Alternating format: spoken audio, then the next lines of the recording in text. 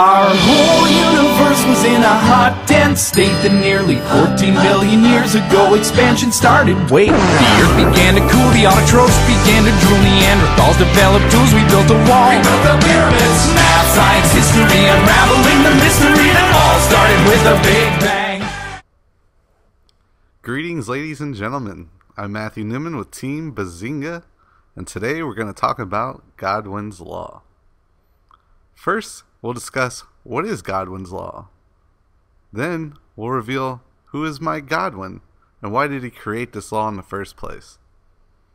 Next, we'll go over controversies surrounding Godwin's Law. And finally, how it's been utilized throughout pop culture. What is Godwin's Law, you might ask? It is an internet adage that is derived from one of the earliest bits of Usenet wisdoms. It states, as a Usenet discussion grows longer, the probability of a comparison involving Nazis or Hitler approaches 1. Godwin's reasoning for the law is that invoking the Nazi or Hitler card is an indication that the speaker has failed to offer a rational argument.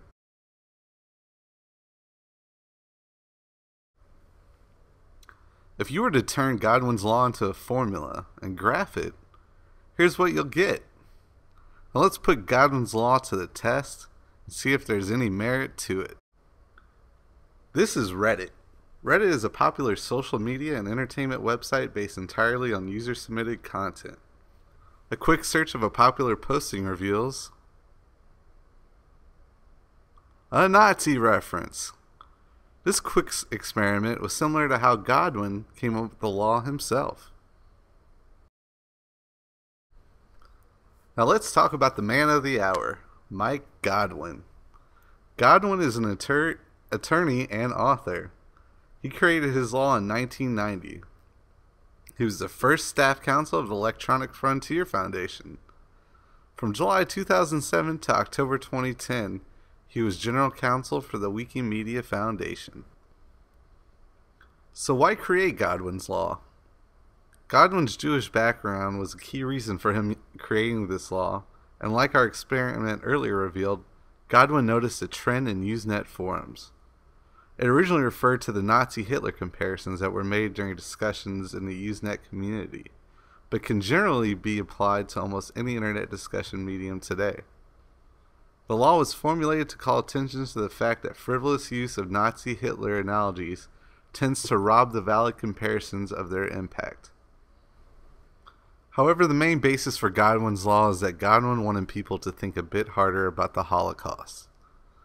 He felt that the Holocaust was cheapened every time someone compared someone else's argument or insulted them personally by comparing them to Hitler or to Nazis. Now that we know what Godwin's Law is and why he created it, let's look at the controversy that surrounds this law.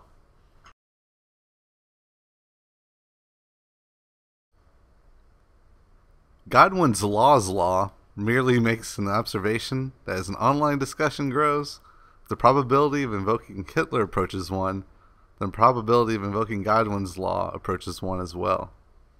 By citing Godwin's Law's law, however, the user is usually implying that Godwin's Law does not make a Hitler comparison invalid, as Hitler comparisons can sometimes be very justifiable and reasonable. And also the people who cite Godwin's Law are people who favor dictatorships, fascist regimes, and totalitarian forms of government. The internet has matured into a world of its own, and like the real world, it obeys certain immutable laws. Although Godwin's Law has become one of the top 10 internet laws, it has broken past the internet meme barriers.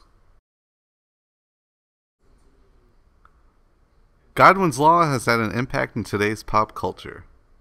It has become a widely used meme that has rapidly grown on the internet. A meme is an idea, behavior, or style that spreads from one person to the other within a culture. It acts as a unit for carrying cultural ideas, symbols, or practices, which can be transmitted from one mind to another through writing, speech, gestures, rituals, or other imitable phenomena. Supporters of the concept regard memes as cultural analogies to genes, and that they self-replicate, mutate, and respond to selective pressures. It has been used in the media on TV programs such as The Daily Show with Jon Stewart, where the program merely relates to the actual news in a humorous tone. All joking aside, the Nazi comparison meme popped up elsewhere as well, in general discussions of law, politics, and controversial issues. One of those issues refers to gun control and the Second Amendment. Gun control advocates are often reminded that Hitler banned personal weapons. Birth control debates are frequently marked by pro-lifers who insist that abortionists are engaging in mass murder equivalent to the Nazi death camps.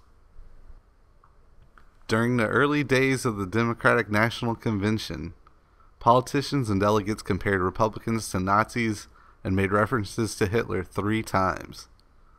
Godwin's law is a recognition that political debate will sometimes result in unbridled passion, a passion that will motivate someone to find the worst insults that come to mind, insults that will almost always include a Nazi comparison or a Holocaust reference. The Nazi regime and Hitler are widely viewed as the very worst recent examples of human behavior imaginable. They are often invoked when a critic or debater wishes to vilify his opponent in the most extreme manner possible. The idea behind Godwin's law is that if you mention Adolf Hitler or Nazis within a discussion thread, you've automatically ended whatever discussion you were taking part in. It has crossed different media borders and has become a multifaceted means of a comeback to multiple confrontational arguments. Although the Hitler-Nazi comparison happens frequently, it does not necessarily mean that a person's argument is invalid, but the perspective of being compared to someone who has committed one of the most heinous crimes in world history can destroy the validity of your argument, which ultimately ends the discussion.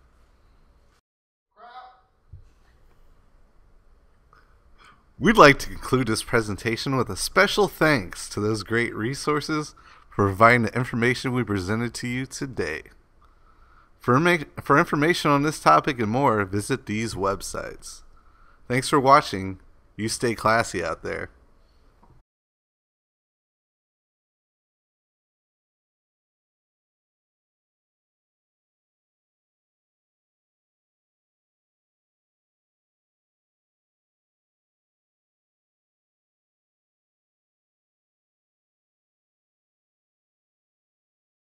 Bazinga!